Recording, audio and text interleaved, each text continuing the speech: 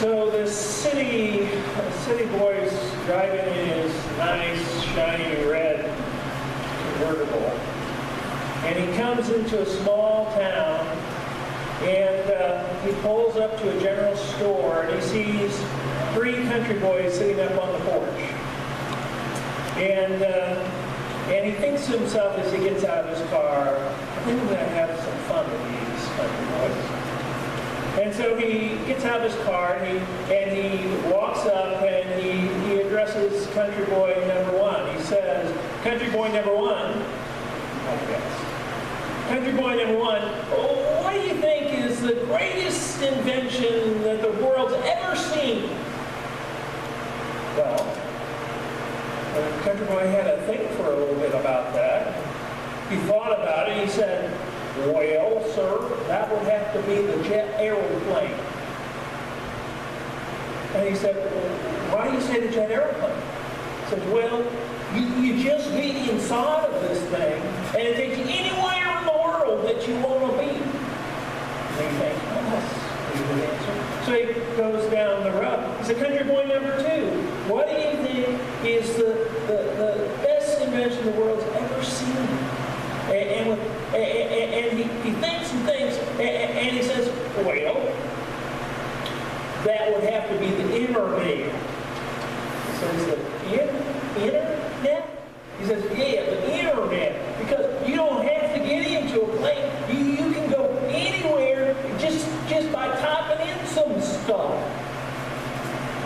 Well, that's a good answer. So he goes down to the last one, country boy number 3. What do you think is the greatest invention of all time? And country boy number 3 didn't have to think at all. He didn't waste any time. He answered right away. And he said, the thermos ball.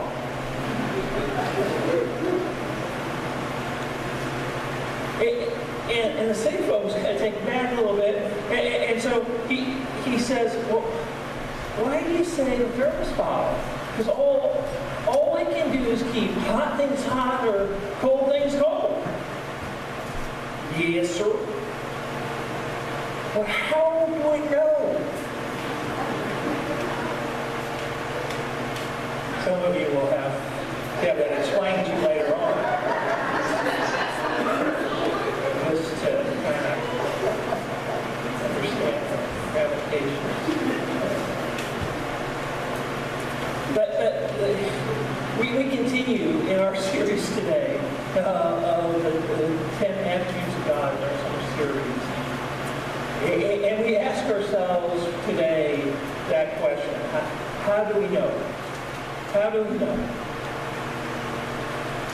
Last week we talked about the sovereignty of God.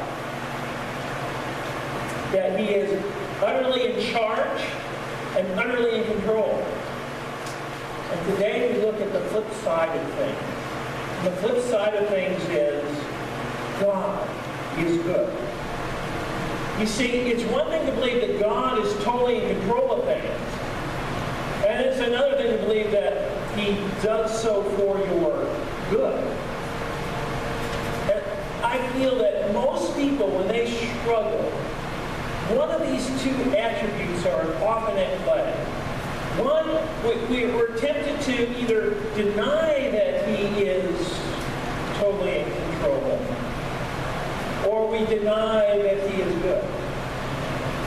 One or the 2 often give. And if you really want to waste time, you would go out and buy some books on this subject. And you will see that, JJ's right for once. They're either denying that God is sovereign and in control, or they're denying that He's good.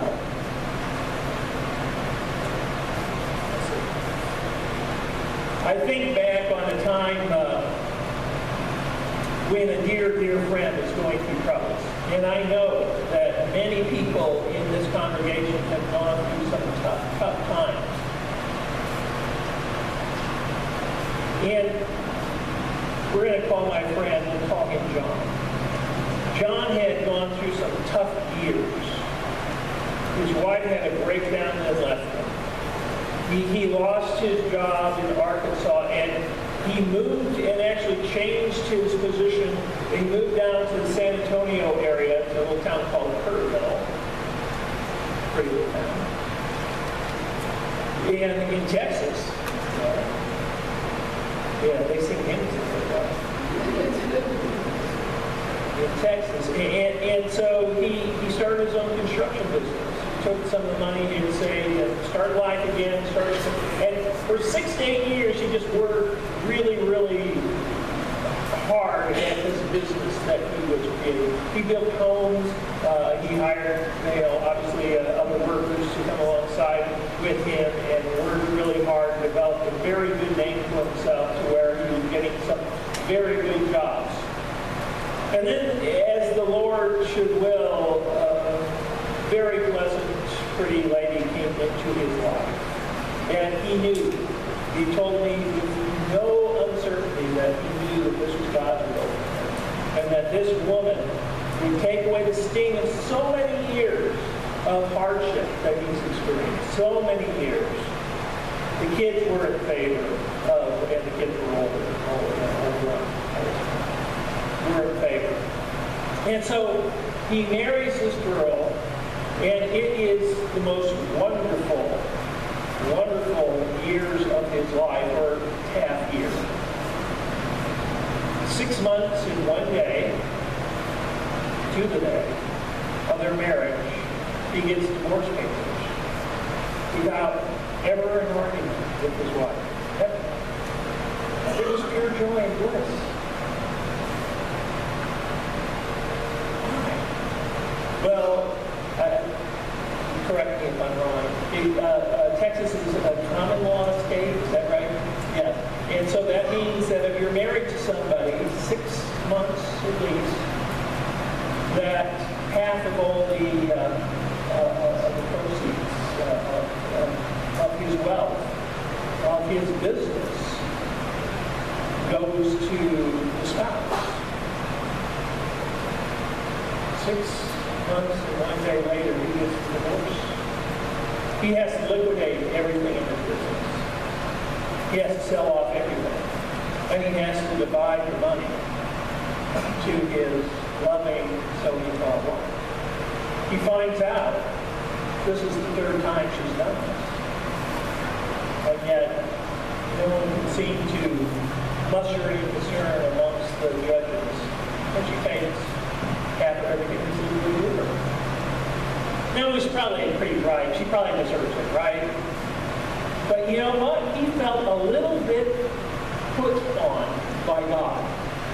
He had a deep relationship, so he thought, with the living Lord, and he saw this as such a hardship. He lost everything. He had to move in with family. And he was really beside himself. He made several comments, we talked on the phone, that he has lost his faith completely. And because he's on Facebook and I was on Facebook, I knew some of the things that some of the pastors and other Christians had told him already, and he wasn't buying it. He wasn't buying that God's good. He wasn't buying that he could live his entire life uprightly and honestly and with care and concern for others, and this was the result. He didn't buy it. God must not exist. And if he does, he means the worst.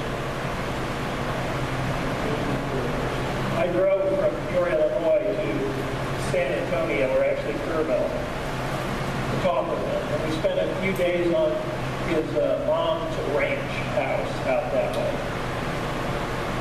And we talked. And so what do you say? Well, you probably think, you're the pastor, Jacob. You know what to say. What to say? This is just being a pastor doesn't mean that you know. Well, here's the theology. No. What did he say? He was angry. And he said how God had let him down. And finally, I just looked at him and I said, well, John, at least you're angry at the right person. Silence.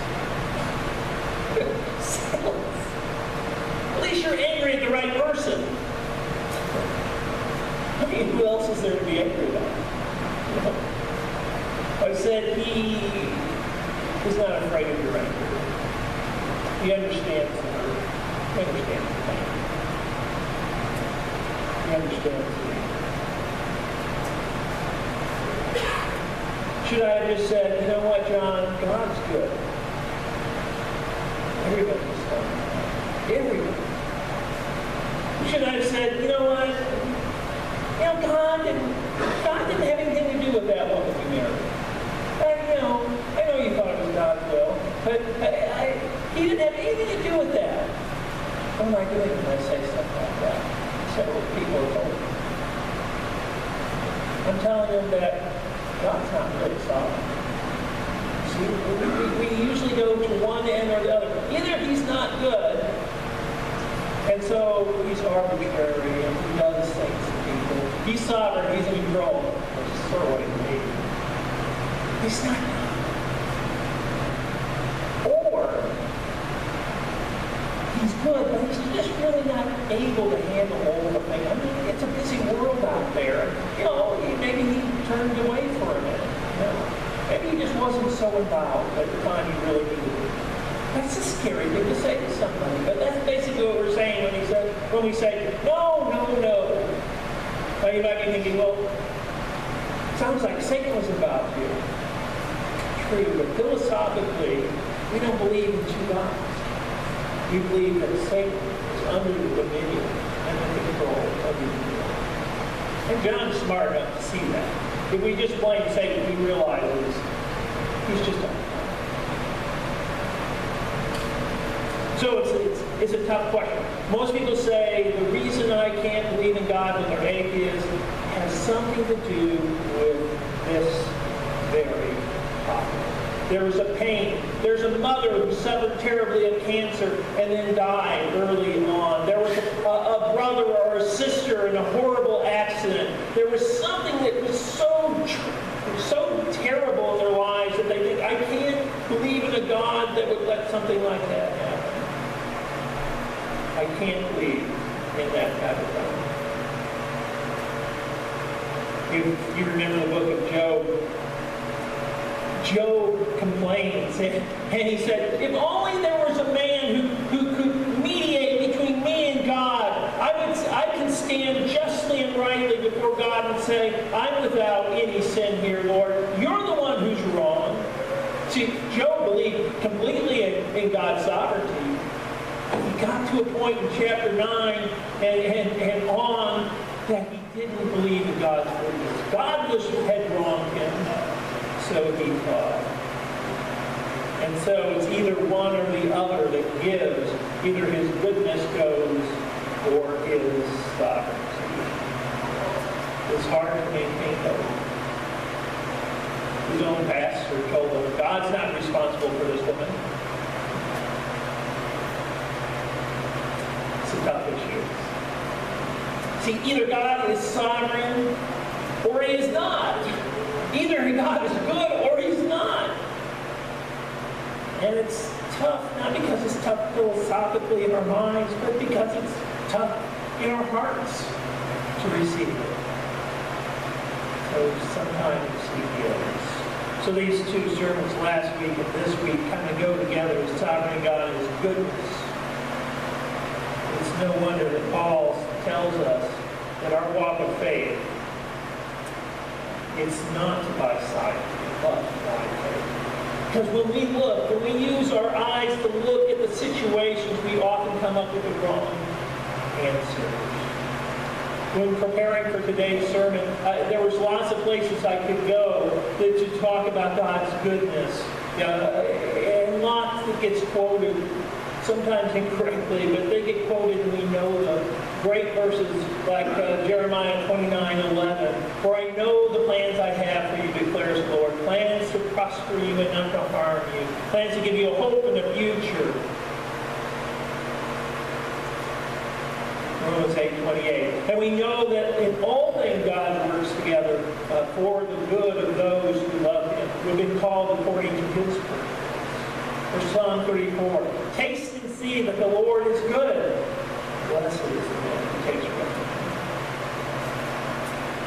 So we get, I think, a bit confused when we see those coffee mug type of scripture verses, the ones we like to put on our plates and our coffee mugs and such. So I thought, let's go to a place in Scripture that specifically talks about the goodness of the Lord, and then what's on the other side of it, the harshness of reality that we live in. And that would be in John chapter 10. And we're going to start with John 10.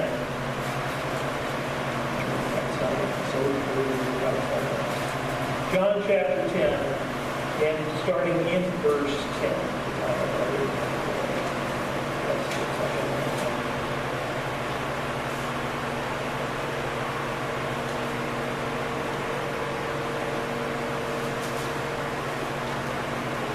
I'm starting in the middle of some of Jesus' teaching, and you may have a heading over this section that talks about the Good Shepherd. So it may be familiar to you. And I'll just start here. He starts out and he says, Jesus speaking now, I came that they might have life and have it more abundantly. We want that. That's a good start. I like that too. I like to have some of that abundant life, thank you. That would be good. And he says, I am the good shepherd. That's why he gives good things. I am the good shepherd. The good shepherd lays down his life for the sheep. He who is a hired hand and not a shepherd, who is not the owner of the sheep, sees the wolf coming, leaves the sheep, flees. And the wolf, of course, snatches them and scatters them. He flees because he's just simply a hired hand and is not concerned about the sheep. I am the good shepherd, and I know my own. See, the goodness of God is tied up with the fact that He knows us and knows us intimately. He can't be good towards us if we're just a number on a list. He can't be really good to us unless He knows us intimately to know what we need, exactly what we need. Now that's different than knowing what we want, exactly what we want. But knowing what we need, exactly what we need. He can't be good if that's not true, and yet that's what he claims. And then in 15, really an amazing little scripture. It says, just like I know my own and my own know me, and then 15, even as the Father knows me and I know the Father, I lay down my life for the sheep. Just as, he says, just as I know the Father, and the Father knows me. Think how close that is. Grant taught us, 2 weeks ago now, about the Trinity, this amazing Godhead, where we have three persons in one God. Three persons. I know if that happens to you and me, they send us off to a mini war, right? We got three people inside. And somebody, isn't that a contradiction? Well, no, if we said he was three gods and one God, that would be a contradiction. If we said, well, he's really three people and one people, that would be a contradiction. Saying he has three personhoods within him, one deity, not a contradiction. It may be something we can't come up with. It's maybe something we go, well, I don't get it. It's a paradox to us, but it's not a contradiction. And so eternally, the Trinity is communing with one another. God never needed to create humankind in order to have more friends. He was perfectly content within himself, communing and having fellowship amongst the persons of the Trinity. And now Jesus says, you know how close that relationship was? From all eternity past to all eternity, that's how close the relationship is between my Father and I. And that's how close. Just as, that's how close that the relationship intimate and careful and regular. Well, that's all very fine and good, JJ, but sometimes it doesn't seem that way. I don't have time to go into the whys of how these, some of these chapters in the middle of John are connected. They're very closely connected. In fact, John 10, John 11, John 12, all three of those chapters are tied together. And you just read through it just kind of quickly. I don't think it pops out that these chapters are intimately related to one another. But the author gives you clues all the way through. And so the very next thing that's going to happen, the very next thing after he's talking about being a good shepherd, is the death of Lazarus. And well, is that a good thing to be a good shepherd? Chapter 11. Now a certain man was sick, Lazarus of Bethany, the village of Mary and her sister Martha. Oh, we've met them before, right? That's the one was sitting at the feet of Jesus, the other one was complaining that she's not helping me. Yeah, it's that family again. We're back with that family. Actually, some of Jesus' best friends on the face of the planet, this family. Mary, Martha, and Lazarus. And here's one way you can tell that these things are, we just sometimes kind of take it, well, it's the Bible that says stuff like that. Sometimes it's weird, I don't understand.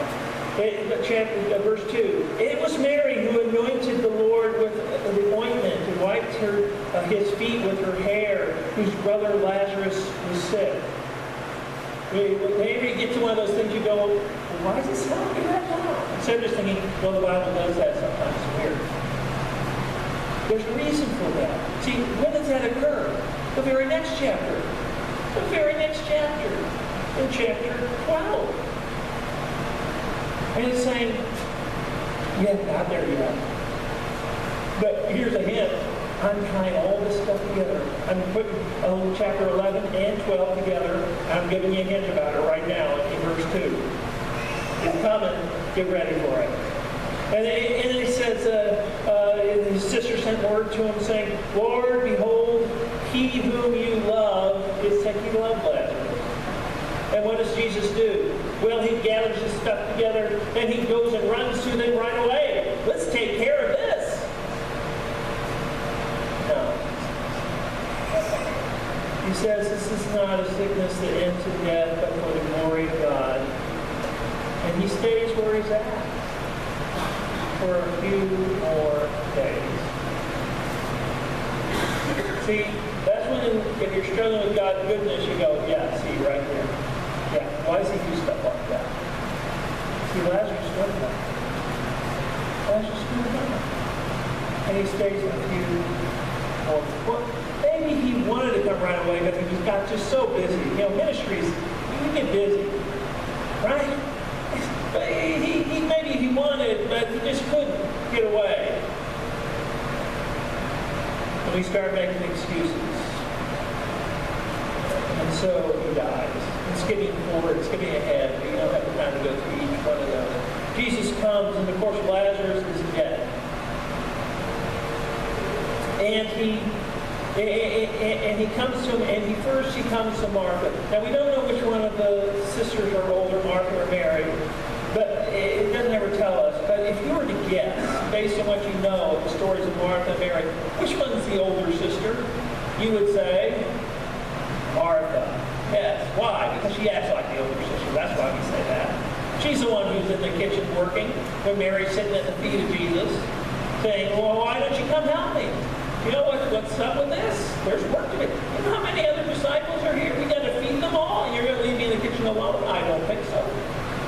Get back in here, Mary. And of course, we know about Martha that she gets a little bit confused in this case. In fact, sometimes that carries over to our interpretation of what's happening here. But Jesus comes to her, and the very first thing she says, Lord, if you had been here, my brother would not have died. And she goes on, if you follow that conversation, and Jesus engages her into really deep theological talk. And it's to Martha that he reveals, I am the resurrection and the life. I am life itself. Her brother's dead, and he says, I'm the one who lives. And what does she say back? Even now, Lord, I know. Even now, even though my brother's dead, I know if you just say the word.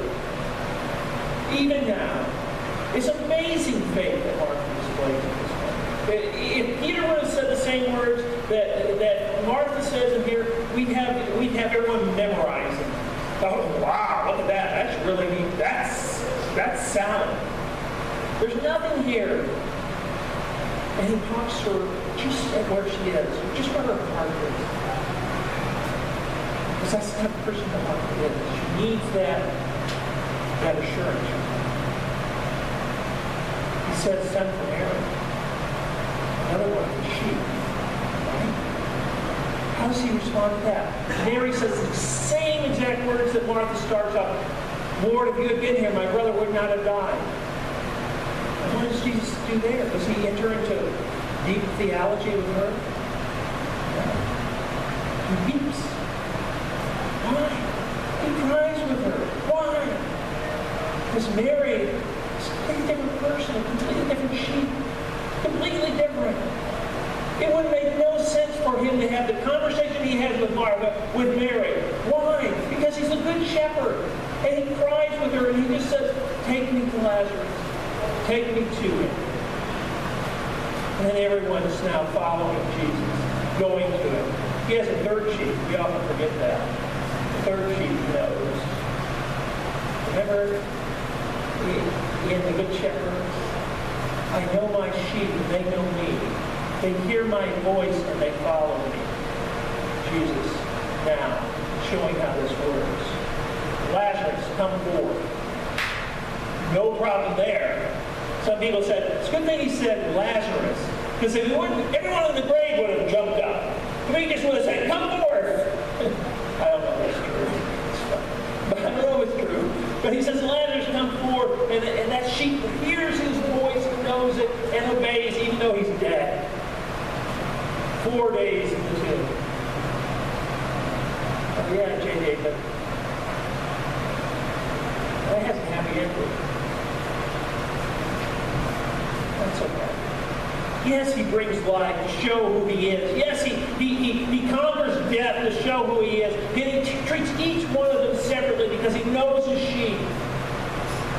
But remember, Lazarus is going to die. As a matter of fact, he just put them on public enemy number one. If we had time, we'd go into the very next chapter, which I already told you is tied into this chapter as well. And we find out that now the Jews are seeking to kill him. And we think, oh, Jesus, you're seeking to kill him again. That's just part of the story.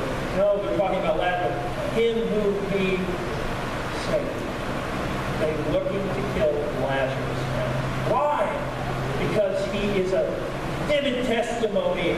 Well, everyone knows he's been dead for 4 days, and now he's walking around. No, he's got to go. So he puts him on public enemy number one. Still think that everything Jesus did was great? Thanks, Jesus. One, I got to die again. Two, it may be pretty soon. So, God's in control is the point, and he's good. The thing that we get blurry vision on is that we think of, well, good is what is good to me. It's what's good to him. Good is what's good to him. If he's really in control, if he really flung the planets into motion, if he really created each one of us, he can decide with goodness what is good. We are redeemed for a reason. We're redeemed for a reason. And that reason is to worship him. He is the resurrection and the life. And chapters 10, 11, and 12 in the Gospel of John is all about that. And then we'll get rid of our blur when we try to put ourselves in the position of judging the great judge and think that's going to stand, right? He's good because he lays down his life. See, he's just not some deity looking over the banisters of heaven thinking, okay, it looks like a mess down there. I hope someone figures it out. No, he's utterly in control. He knows his sheep, and he's bringing about actively good for them. This week, I have a challenge for you. Open up your Bibles this week and read through John 10, Good Shepherd, 11, story of Lazarus, and 12, the story of Mary who anoints Jesus' feet, and then the outcome of everything that happened with Lazarus. Read those 3 chapters this week. Open up your Bible and just kind of read through and ask tough questions and think, is that really what Jesus is saying? Does he really know me like he knows these people? Is that how what my experience is? And you get to the answer and say, no, it's not my experience. You see, it's because we got the reboot. You see also in those chapters about blindness, negligence. And when we get our eyes on ourselves, when we say, we're the measure of what is good. Thank you very much, God. We're taking it down a step, saying that we are actually among God, a dangerous place to be. And we won't live by the truth that sets us free. So it's not an easy topic. It's not an easy subject. It's not an easy thing for us to deal with because we live with the pain and the hurt of a fallen world. But we can have joy in the midst of that struggle. We can have joy and happiness and utter abundant life based on finding our joy in the kingdom. We call that faith. It's not the same as sight. It's close. Heavenly Father, we thank you. We thank you for your mighty work. We thank you that you are mindful of who we are, our frame, that you speak to us and to our own hearts in a way that makes sense to us. That you have for us, in store for us, goodness and life abundantly. And your plan is more amazing than you can possibly understand. We thank you for that in Jesus' name. Amen. We're going to close with